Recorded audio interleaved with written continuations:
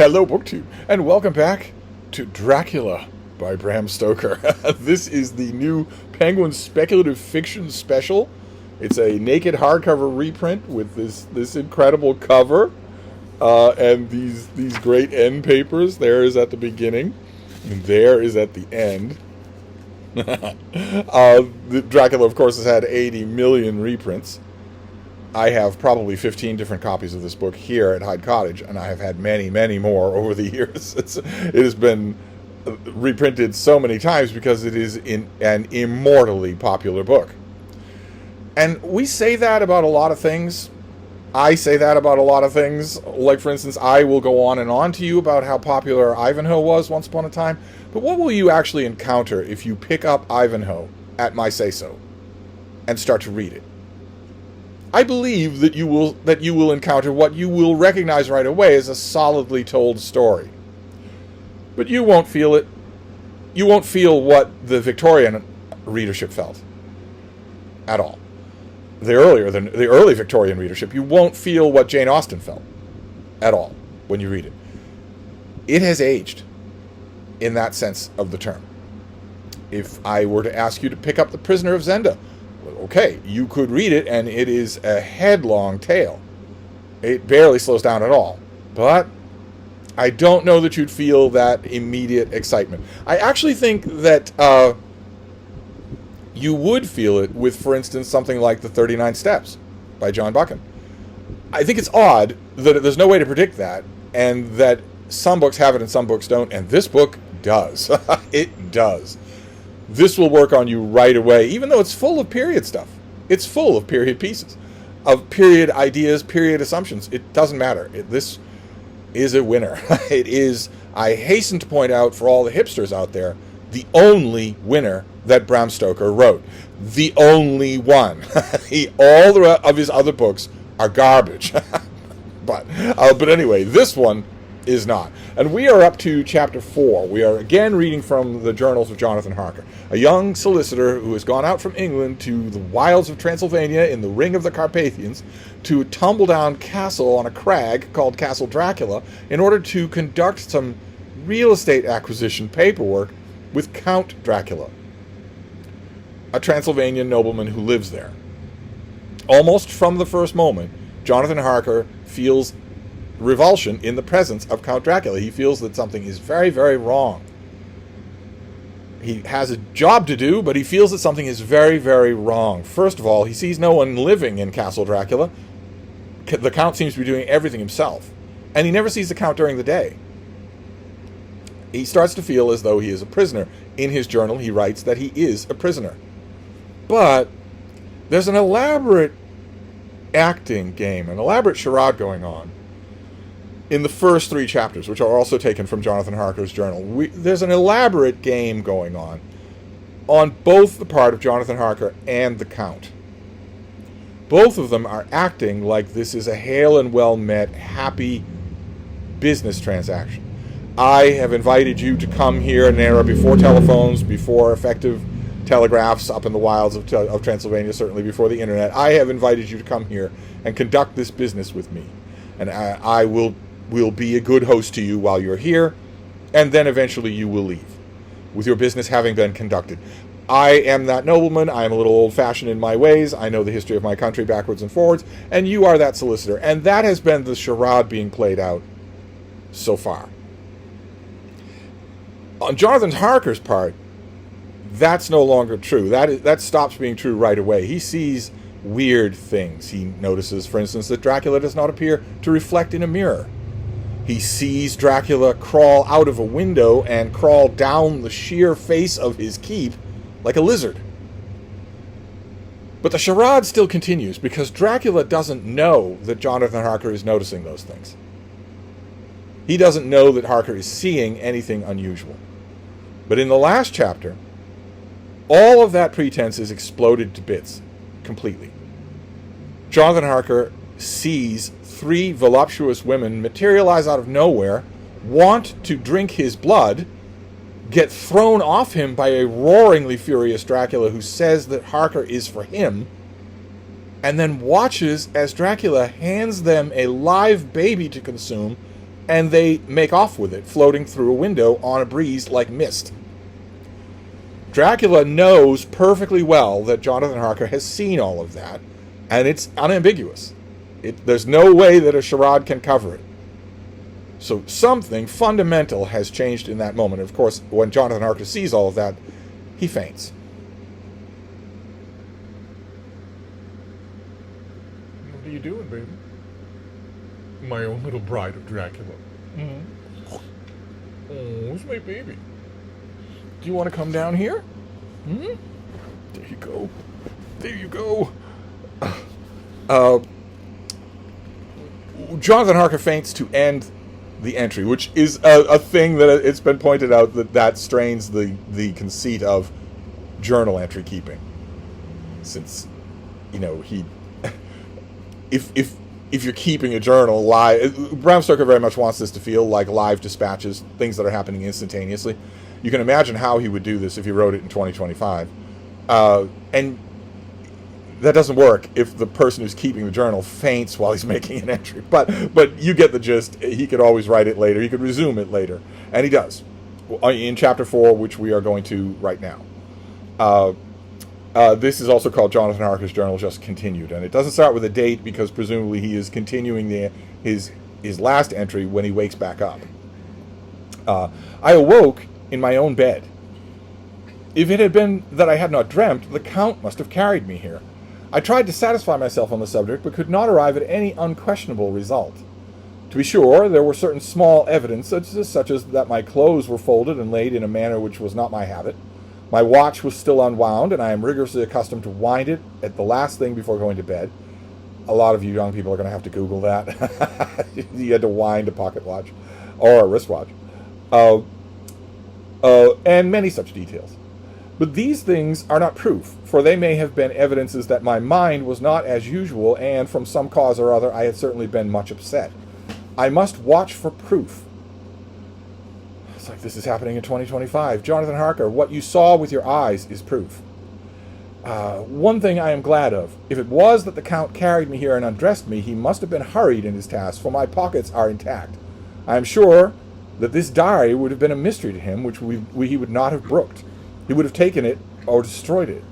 As I look around this room, although it has not been so full of fear, it is now a sort of sanctuary. For nothing can be more dreadful than those awful women who are waiting to suck my blood. Then the next entry in his diary is the 18th of May. I have been down to look at that room again in the daylight, for I must know the truth. When I got to the doorway at the top of the stairs, I found it closed. It had been so forcibly driven against the jamb that part of the woodwork had splintered. I could see that the bolt of the lock had not been shot, but the door is fastened from the inside. I fear it was no dream, and must act on my surmise. Then we move to the 19th of May. I am surely in the toils. Last night, the Count asked me in the suavest tone to write 3 letters, one saying that my work here was nearly done, and that I should start for home within a few days, another that I was starting on the next morning from the time of the letter, and the third that I had left the castle and arrived at Bistritz. I would fain have rebelled, but felt that in the present state of things it would be madness to quarrel openly with the Count whilst I am so absolutely in his power. And to refuse would be to excite his suspicion and arouse his anger. He knows that I know too much, and that I must not live, lest I be dangerous to him. My only chance is to prolong my opportunities. Something may occur which will give me a chance to escape. I saw in his eyes something of that gathering wrath which was manifest when he hurled that fair woman from him. He explained to me that the posts were very few and uncertain, and that my writing now would ensure ease of mind to my friends. Dracula is asking him to write letters saying, I'm on my way home, when he is not, and is obviously not going to be. And he assures me that with so much impressiveness that he would countermand the later letters which would be held over at Bistritz until due time in case chance would admit of my prolonging my stay. That to oppose him would have been to create new suspicion. I therefore pretended to fall in with his views and asked him what dates I should put on the letters. He calculated a minute and then said the first should be June the 12th, the second June the 19th, and the third June the 29th. I now know the span of my life. God help me. That is incredible. I know we're talking in this read aloud about what original Victorian readers must have thought. That is incredible. That is amazing. That is the kind of entry, the kind of prose that makes your eyes just start open. Here, we'll pause for a commercial interruption.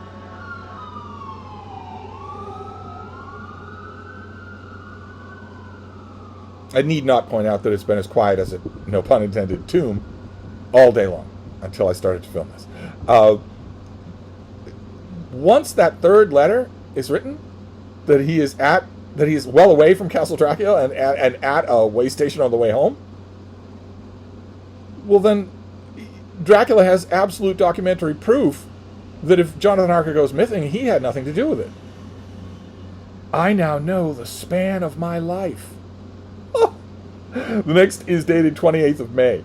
There is a chance of escape, or at any rate of being able to send word home.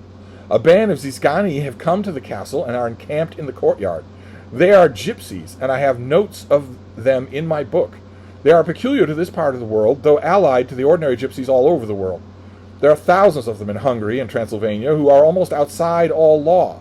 They attach themselves as a rule to some great noble or boyar and call themselves by his name.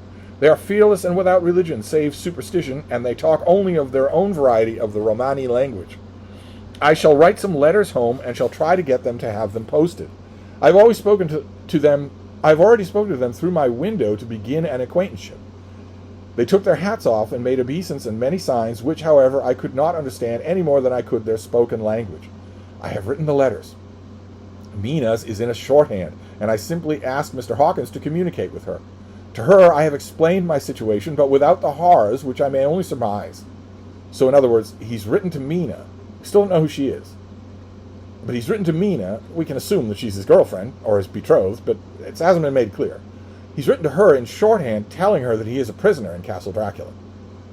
He hasn't written that in open prose to his mentor and one of Dracula's other solicitors, Mr. Hawkins. He's just told Mr. Hawkins to get in touch with her. It would shock and frighten her to death were I to expose my heart to her. Mina's in for a few more shocks than you, boy. She's going to handle them a lot better than you did. Should the letters not carry, then the Count shall not yet know my secret or the extent of my knowledge. I have given the letters. I threw them through the bars of my window with a gold piece and made what signs I could to have them posted. The man took them, pressed them to his heart, and bowed, then put them in his cap. I could do no more. I stole back to the study and began to read. As the Count did not come in, I have written here. The Count has come.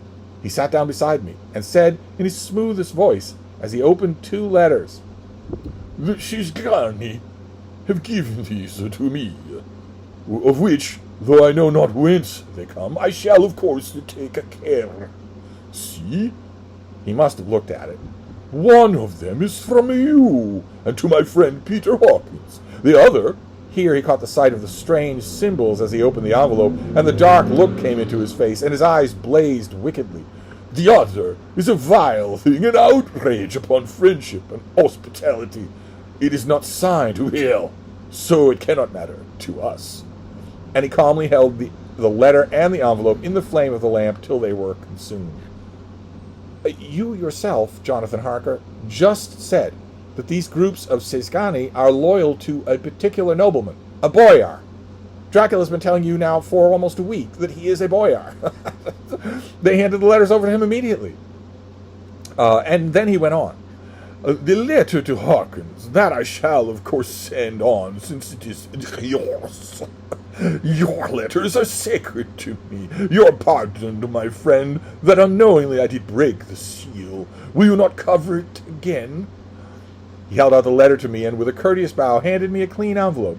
I could only redirect it and hand it to him in silence. When he went out of the room, I could hear the key turn softly. A minute later, I went over and tried it, and the door was locked. See what I mean about the game?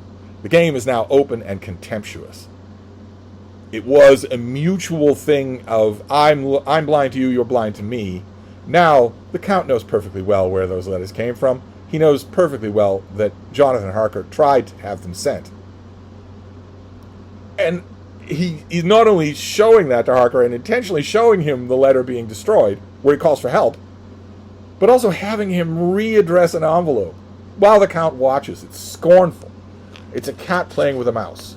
The tenor of it has changed.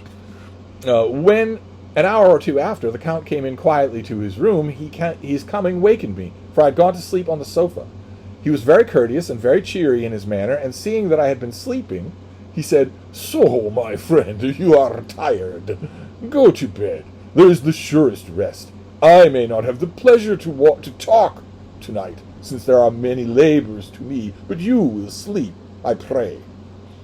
I passed to my room and went to my bed, and strange to say, slept without dreaming. Despair has its own calm. What is Dracula's pressing business? Well, he is very busy. He has the paperwork that he needs. If you want to know the triggering mechanism here, he has the paperwork that he needs. He's now the legal owner of Carfax Abbey. Next entry is dated 31st of May. This morning, when I woke, I thought I would provide myself with some paper and envelopes from my bag and keep them in my pocket, so that I might write in case I should get an opportunity. But again, a surprise. Again, a shock. Every scrap of paper was gone, and with it all my notes, my memoranda relating to railways and travel, my letter of credit. In fact, all that might be useful if I were once again outside the castle. I sat and pondered a while, and then some thought occurred to me, and I made search of my portmanteau and in the wardrobe where I had placed my clothes. The suit in which I had traveled was gone, and also my overcoat and rug. I could find no trace of them anywhere. This looked like some new scheme of villainy. Well, one suit of clothing is missing. That certainly is odd and villainy, but also all his means to travel have been removed. The net is closing tight. Jonathan Harker is not imagining things. The Count is intending to kill him, or worse. Then the next is dated the 17th of June. This morning, as I was sitting on the edge of my bed cudgeling my brains, I heard without a cracking of whips and pounding and scraping of horses' feet up the rocky path beyond the courtyard. With joy I hurried to the window and saw drive into the yard 2 great leader wagons, which drawn by 8 sturdy horses, and at the head of each a pair of Slovak, with his wide hat, great nail-studded belt, dirty sheepskin, and high boots. They had also their long staves in hand. I ran to the door, intending to descend and try to join them through the main hall, as I thought the doors might be open for them. Again a shock. My door was fastened on the outside. He is not allowed to mingle with these men. Then I ran to the window and cried to them. They looked up at me stupidly and pointed, but just then the head man of the Sisgani came out, and seeing them pointing to my window, said something, at which they laughed. Henceforth, no effort of mine, no piteous cry or agonized entreaty would make them even look at me. They resolutely turned away. The leader wagons contained great square boxes with handles of thick rope.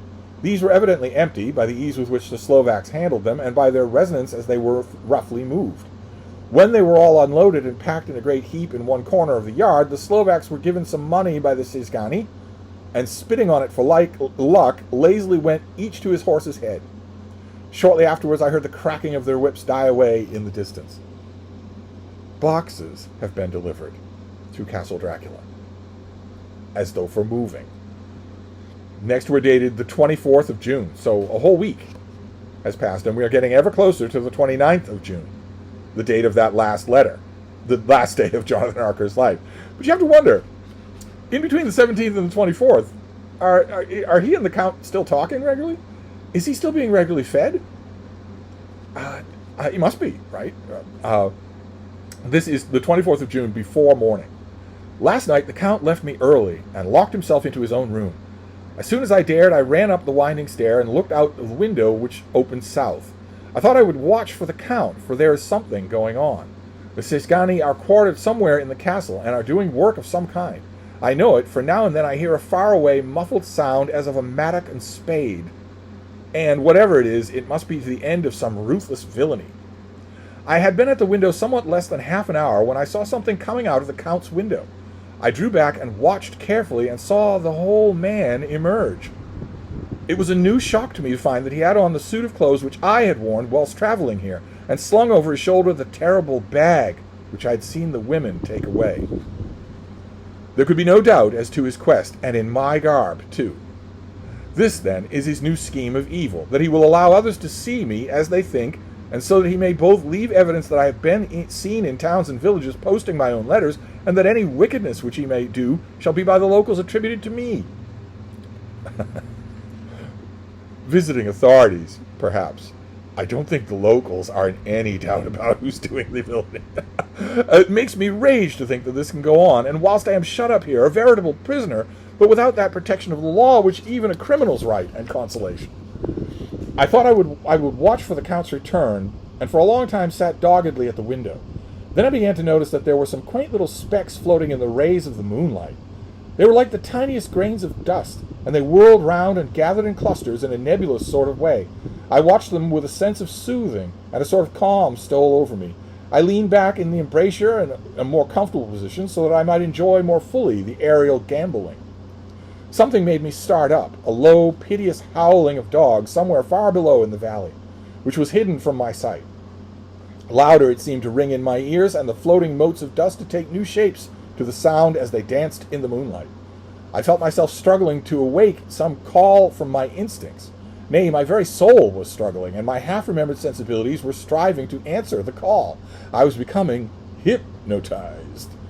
Quicker and quicker danced the dust, and the moonbeams seemed to quiver as they went by me into the mass of gloom beyond. More and more they gathered till they seemed to take dim phantom shapes. And then I started, broad awake and in full possession of my senses, and ran screaming from the place. The phantom shapes, which were becoming gradually materialized in the moonbeams, were those of the three ghostly women to whom I was doomed. I fled, and felt somewhat safer in my own room, where there was no moonlight and where the lamp was burning brightly. When a couple of hours had passed, I heard something stirring in the Count's room, something like a sharp wail, quickly suppressed. Then and there was silence, deep, awful silence, which chilled me. With a beating heart, I tried the door, but I was locked in my prison. I could do nothing. I sat down and simply cried. As I sat, I heard the sound in the courtyard again, the agonized cry of a woman. I rushed to the window, and throwing it up, peered out between the bars. There, indeed, was a woman with disheveled hair, holding her hands over her heart as one distressed with running. She was leaning against a corner of the gateway. When she saw my face at the window, she threw herself forward and shouted in a voice laden with menace, "Monster, give me my child." She threw herself on her knees and raising up her hands,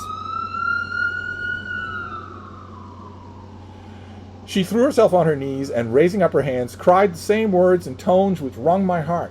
Then she tore her hair and beat her breast and abandoned herself to all the violences of extravagant emotion. Finally, she threw herself forward, and though I could not see her, I could hear the beating of her naked hands against the door. Somewhere high overhead, probably on the tower, I heard the voice of the Count calling in his harsh, metallic whisper. His call seemed to be answered from far and wide by the howlings of wolves. Before many minutes had passed, a pack of them poured like pent-up dam when liberated through the wide entrance into the courtyard. There was no cry from the woman, and the howling of the wolves was but short. Before long they streamed away, singly licking their lips. I could not pity her, for I knew now what had become of her child, and she was better dead. What shall I do? What can I do? How can I escape from this dreadful thrall of night and gloom and fear? Then the next is dated June the 25th in the morning. No man knows till he has suffered from the night how sweet and how dear to his heart and his eye the morning can be. When the sun grew so high this morning that it struck the top of the great gateway opposite my window, the high spot which it touched seemed to me as if the dove from the ark were lighted there. That is a reference to Noah's ark. My fear fell from me as if it had been a vaporous garment which dissolved in the warmth. I must take action of some sort whilst the courage of the day is upon me. Last night, one of my post-dated letters went to post, the first of that fatal series which is to blot out the very traces of my existence on the earth. Let me not think of it. Action! It has always been at night time that I have seen or been molested or threatened, and in some way in danger or in fear. I have not yet seen the Count in the daylight. Can it be that he sleeps while others wake? That he may be awake whilst they sleep? If I could only get into his room! But there is no possible way. The door is always locked. No way for me. Yes, there is a way, if one dares to take it. When his body has gone, why may not another body go? I have seen him myself crawl from his window. Why should I not imitate him and go in by his window? The chances are desperate, but my need is more desperate still. I shall risk it. At the worst, it can be only death, and a man's death is not a calf's, but the dreaded hereafter may still be open to me. God may help me in my task. Goodbye, Mina, if I fail. Goodbye, my faithful friend and second father. Hawkins, we presume. Goodbye, all, and last of all, Mina. Then, in his journal, the same day later, I have made the effort, and, God helping me, have come back safely to this room. I must put down every detail in order. I went whilst my courage was fresh straight from the window to the south side, and at once got outside on the narrow ledge of stone which runs round the building on this side. The stones were big and roughly cut, and the mortar had by process of time been washed away between them. I took off my boots and ventured on in a desperate way. I looked down once, so as to make sure that a sudden glimpse of the awful depth would not overcome me, but after that I kept my eyes away from it. I knew pretty well the direction and distance of the Count's window, and made for it as well I could, having regarded the opportunities as available. I did not feel dizzy. I suppose I was too excited, and the time seemed ridiculously short till I found myself standing on the windowsill and trying to raise up the sash. I was filled with agitation, however, when I bent down and slid feet foremost through the window. Then I looked round for the Count, but with surprise and gladness made a discovery. The room was empty. It was barely furnished with odd things which seemed to have never been used. The furniture was something the same style that was in the south room, and was covered with dust. I looked for the key, but it was not in the lock, and I could not find it anywhere. The only thing I found was a great heap of gold in one corner. Gold of all kinds, Roman and British and Austrian and Hungarian and Greek and Turkish money, covered with a film of dust as though it had lain long in the ground. None of it, that I noticed, was less than 300 years old. There were also chains and ornaments, some jeweled, but all of them old and stained. At the corner of the room was a heavier door. I tried it, for since I could not find the key to the room or the key to the outer door, which was the main object of my search, I must make further examination with all my efforts, or all my efforts would be in vain. It was open, and it led through a stone passage to a circular stairway, which went steeply down. I descended, minding carefully where I went, for the stairs were dark, being only lit by loopholes in the heavy masonry. At the bottom there was a dark tunnel-like passage through which came a deathly, sickly odor, the odor of old earth newly turned. As I went through the passage, the smell grew closer and heavier. At last I pulled open the heavy door, which stood ajar, and found myself in an old ruined chapel, which had evidently been used as a graveyard. The roof was broken, and in two places were steps leading to vaults, but the ground had recently been dug over, and the earth placed in great wooden boxes, manifestly those which had been brought by the Slovaks. Someone is filling those boxes with dirt. Not with furniture, not with knickknacks and gewgaws, not with clothing, but with dirt. There was nobody about, and I made search for any further outlet, but there was none.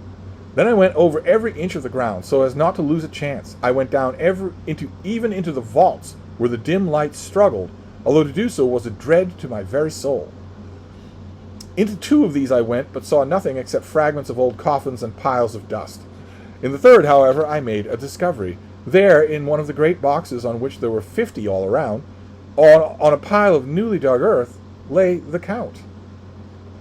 He was either dead or asleep, I could not say which, for the eyes were open and stony, but without the glassiness of death, and the cheeks had the warmth of life through all their pallor, and the lips were red as ever. But there was no sign of movement, no pulse, no breath, no beating of the heart.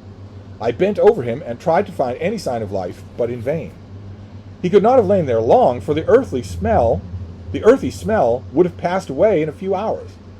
By the side of the box was its cover, pierced with holes here and there. I thought he might have the keys on him, but when I went to search, I saw the dead eyes, and in them, dead though they were, such a look of hate, though unconscious of me or my presence, that I fled from the place, and leaving the Count's room by the window, crawled up again the castle wall. Regaining my own chamber, I threw myself panting upon my bed and tried to think. Then we have a journal entry from the 29th. Today is the date of my last letter, and the Count has taken steps to prove that it was genuine, for again I saw him leave the castle by the same window, in my clothes. As he went down the wall, lizard fashion, I wished I had a gun, or some lethal weapon, that I might destroy him. But I fear that no weapon wrought alone by man's hand would have any effect on him. I dared not wait to see him return, for fear to see those weird sisters. I came back to the library and read there till I fell asleep. Well, at least we know, even though he's a bit of a ninny, Jonathan Harker is one of us. Even in the midst of all this, he's passing the time by reading. But now he has seen something. He has seen too much. I mean, Dracula climbed down the wall, lizard fashion. But Jonathan Harker has managed to climb along the wall, the same wall, without being a lizard or anything supernatural. So he could maybe think that it might be possible with a lot of experience or greater physical strength to climb down the wall. But he has seen Dracula now twice command wolves. He's about to see it a third time. And he's also seen this weird repose in death. I was awakened by the Count, who looked at me grimly as a man can, and said, "Tomorrow, my friend, we must depart. You return to your beautiful England, I to some work which may have such an end that we may never meet. Your letter home has been dispatched. Tomorrow I shall not be here, but all shall be ready for your journey. In the morning come the Sizgani, who have some labors of their own here, and also come some Slovaks. When they have gone, my carriage shall come for you, and shall bear you to the Borgo Pass to meet the diligence from Bukovina to Bistritz. But I am in hopes that I shall see more of you at Castle Dracula." I suspected him and determined to test his sincerity. Sincerity? It seems like the profanation of the word to write it in connection with such a monster. So I asked him point blank, "Why may I not go tonight?" "Because, dear sir, my coachman and horses are away on a mission." "But I would walk with pleasure. I want to get away at once." He smiled, such a soft, smooth, diabolical smile, that I knew there was some trick behind his smoothness. He said, "And your baggage?" "I do not care about it. I can send it for it at some other time." The Count stood up and said with a sweet courtesy which made me rub my eyes, it seemed so real, "You English have a saying which is close to my heart, for its spirit is that which rules our boyars. Welcome the coming, speed the parting guest. Come with me, my dear young friend. Not an hour shall you wait in my house against your will, though sad I am at your going, and that you should so suddenly desire it. Come." With a stately gravity, he, with a lamp, preceded me down the stairs and along the hall. Suddenly he stopped. "Hark!" Close at hand came the howling of many wolves. It was almost as if the sound sprang up at the raising of his hand, just as the music of a great orchestra seemed to leap under the baton of the conductor. After a pause of a moment, he proceeded, and in his stately way, to open the door, drew back the ponderous bolts, unhooked the heavy chains, and began to draw it open. To my intense astonishment, I saw that it was unlocked. Suspiciously, I looked all round, but could see no key of any kind. As the door began to open, the howling of the wolves without grew louder and angrier. Their red jaws with clamping teeth and their blunt clawed feet as they leaped came in through the opening door. I knew then that to struggle at a moment against the Count was useless. With such allies as these at his command, I could do nothing. But still the door continued slowly to open, and only the Count's body stood in the gap. Suddenly it struck me that this might be the moment and the means of my doom. I was to be given to the wolves at my own instigation. This was diabolical, and such diabolical wickedness in the idea great enough for the Count. And at last chance I cried out, "Shut the door! I shall wait till morning!" and covered my face with my hands to hide my tears of bitter disappointment. With one sweep of his powerful arm, the Count threw the door shut, and the great bolts clanged and echoed through the hall as they shot back into their places. In silence we returned to the library. After a minute or two I went to my own room. At last, the last I saw of Count Dracula was his kissing his hand to me with a red light of triumph in his eyes, and with a smile that Judas in hell might be proud of. See, this is not a game anymore. Dracula's just toying with him. When I was in my room and about to lie down, I thought I heard a whispering at my door. I went to it softly and listened. Unless my ears deceived me, I heard the voice of the Count. "Back, back to your own place. Your time is not yet come. Wait, have patience. Tomorrow night, he is yours." There was a low, sweet ripple of laughter, and in a rage I threw open the door and saw without the three terrible women licking their lips. As I appeared, they all joined in horrible laughter and ran away. And I don't want to spoil anything here for you in this extremely well-known novel, but that's the last we're going to hear from the Count in a long, long time. I know he's got his name right on the book, but he isn't in the book all that much. Any more than Moby Dick is in the book with his name on it. Then the next is June 30th in the morning. These may be the last words I ever write in this diary. I slept till just before dawn, and when I woke, threw myself on my knees, for I determined that if death came, he should find me ready. At last I felt that subtle change in the air, and knew that the morning had come. Then came the welcome cock-crow, and I felt that I was safe. With a glad heart, I opened my door and ran down to the hall. I had seen the door was unlocked, and now escape was before me. With hands that trembled with eagerness, I unhooked the chains and drew back the massive bolts. But the door would not move. Despair seized me. I pulled and pulled at the door and shook it. Still, massive as it was, it rattled in its casement. I could see the bolt shot. It had been locked after I left the Count. Then a wild desire took me to obtain that key at any risk, and I determined then and there to scale the wall again and again gain the Count's room. He might kill me, but death now seemed the happier choice of evils. It's actually true. You know perfectly well he has something worse than death planned for you. Without a pause, I rushed up to the east window and scrambled down the wall, as before, into the Count's room. It was empty, but that was as I expected. I could not see a key anywhere, but the heap of gold remained. I went through the door to the corner and down the winding stair and along the dark passage to the old chapel. I knew now well enough where to find the monster I sought. The great box was in the same place, close against the wall, but the lid was laid on it and not fastened down, but with the nails ready in their places to be hammered home. I knew I must search the body for the key, so I raised the lid and laid it back against the wall. Then I saw something which filled my very soul with horror. There lay the Count, but looking as if his youth had been half renewed. For the white hair and mustache were changed to dark iron gray, and the cheeks were fuller, and the white skin seemed ruddy red underneath the mouth. The mouth was redder than ever, for on the lips were gouts of fresh blood, which trickled from the corners of the mouth and ran over the chin and neck. Even the deep burning eyes seemed set against swollen flesh, for the lids and pouches underneath were bloated. It seemed as if the whole awful creature was simply gorged with blood. He lay like a filthy leech, exhausted with his repletion. I shuddered as I bent over to touch him, and every sense in me revolted at the contact. But I had to search, or I was lost. Then the coming night might see my own body a banquet in a similar way to those horrid three. I felt all over the body, but no sign could I find of the key. Then I stopped and looked at the Count.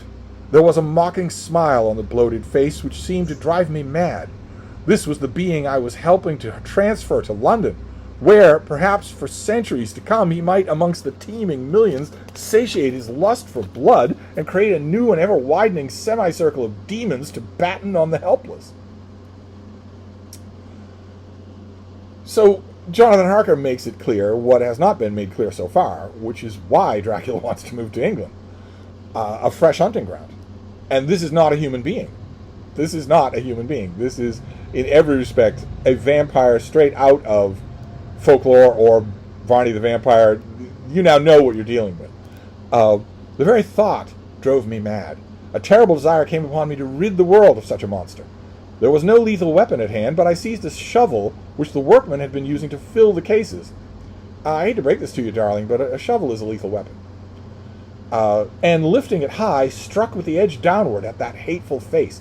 No, you want to strike at the neck with the blade of the shovel. Even a wimp like you, 3 tries will take the head right off.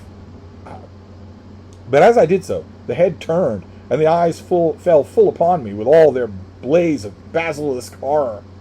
The sight seemed to paralyze me, and the shovel turned in my hand and glanced from the face, merely making a deep gash above the forehead. The shovel fell from my hand across the box, and as I pulled it away, the flange of the blade caught the edge of the lid, which fell over again, and hid the hard thing from my sight. The last glimpse I saw was of the bloated face, blood-stained and fixed with a grin of malice which would have held its own in the nethermost hell. I thought and thought what should be my next move. Since he's not getting up, even though you wounded him, your next move is to pick up the shovel again and bash his head in. I thought and thought what should be my next move, but my brain seemed on fire, and I waited with a despairing feeling growing over me. As I waited, I heard in the distance a gypsy song sung by merry voices coming closer, and through their song the rolling of heavy wheels and the crack of whips. The Ciscani and the Slovaks to whom the Count had spoken were coming. With a last look around at the box which contained the vile body, I ran from the place and gained the Count's room, determined to rush out at the moment and the door should be open. With strained ears, I listened and heard downstairs the grinding of the key in the great lock and the falling back of the heavy door. There must have been some other means of entry, or someone had a key for one of the locked doors. Then there came the sound of many feet tramping and dying away in some passage which sent up a clanging echo. I turned to run down again towards the vault, and where I might find the new entrance, but at the moment there seemed to come a violent puff of wind, and the door to the winding stair blew to with a shock that sent dust from the lintels flying. When I ran to push it open, I found it hopelessly fast. I was again a prisoner, and the net of doom was closing round me more closely. As I write, there is in the passage beyond a sound of many tramping feet, and the clash of weights being set down heavily, doubtless the boxes with their freight of earth. There is a sound of hammering. It is of a box being nailed down. Now I can hear the heavy feet tramping again along the hall, with many other idle feet coming behind them. The door is shut, and the chains rattle. There is a grinding of the key in the lock. I can hear the key withdrawn. Then another bolt opens, and the door and shuts. I hear the creaking of lock and bolt. Hark! In the courtyard and down the rocky way, the roll of the heavy wheels, the crack of whips, and the chorus of the Sizgani as they pass into the distance. They have come, they have loaded the boxes, and they have left. I am alone in the castle with those awful women. Pah! Mina is a woman, and there is naught in common. They are the devils of the pit. I shall not remain alone with them. I shall try to scale the castle wall farther than I have ever yet attempted. I shall take some of the gold with me, lest I want it later. I may find a way from this dreadful place. And then away from home, away to the quickest and nearest train, away from this cursed spot, from this cursed land where the devil and his children still walk with earthly feet. At least God's mercy is better than that of these monsters, and the precipice is steep and high. At its foot a man may sleep as a man. Goodbye all. Mina. And that is the end of chapter 4. We're not going to hear from Count Dracula for a long time. And Jonathan Harker realizes that if he waits for nightfall, those women are going to find him. Dracula might respect his own room and maybe a crucifix, but he can't stay forever. No one's going to, for instance, fill his room and board anymore. He's going to be wandering around this castle looking for food and water. He knows that he will die if he stays. So he decides, rather than just climbing precipitously between his room and the Count's room, he will climb along the wall in hopes of finding a way down, a way away from the castle before nightfall. And then we're going to leave him. We're leaving Jonathan Harker, and we are going to England. Jonathan Harker leaving Castle Dracula with old, ancient, 300-year-old gold in his pocket, trying to find a way past the watchful Slovaks, who would obviously kill him or imprison him, return him to Castle Dracula. They are loyal to Dracula. Trying to find a way all the way back to England. If this book were written by a Penny Dreadful author or a pulp author or a bad author or an author who distrusted his audience, we would get those adventures. Obviously. I mean, it's prime Boys Own Adventure stuff. We're not going to get them. So we're moving on to another way of contemporaneously documenting this whole story. We'll move on to that next time. So I'll wrap this up for now, and I will see you then. Thank you, Book 2.